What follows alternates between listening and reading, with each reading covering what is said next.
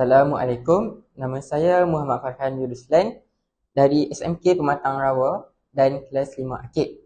Jadi, novel yang saya pilih ialah Time After Time. Novel ini menceritakan perjalanan emosi dan spiritual. Buku ini ditulis oleh Sederhana Indah dan diterbitkan oleh Karya Bestari. Buku ini mengandungi artikel pendek, cerita pendek, khutbah dan petikan dalam bahasa Melayu dan Inggeris. Ianya bertujuan untuk mendekatkan pembaca kepada hal-hal yang baik. Ada satu ayat yang saya suka dalam buku ini.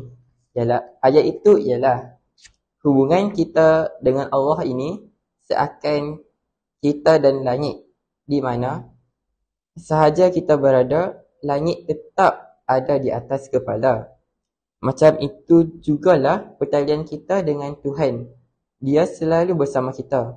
Dan seakan langit itu juga, ruang serta peluang itu luas dan sentiasa bersilih ganti.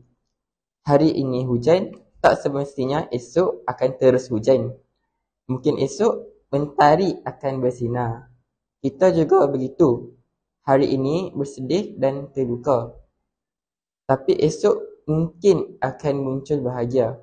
Asalkan kita tidak berhenti mengharap dan sentiasa yakin dengan perancangannya. Oleh itu, kita mestilah yakin bahawa Allah sentiasa bersama dengan kita. Tidak kira berada di mana pun ataupun seteruk mana pun diri kita.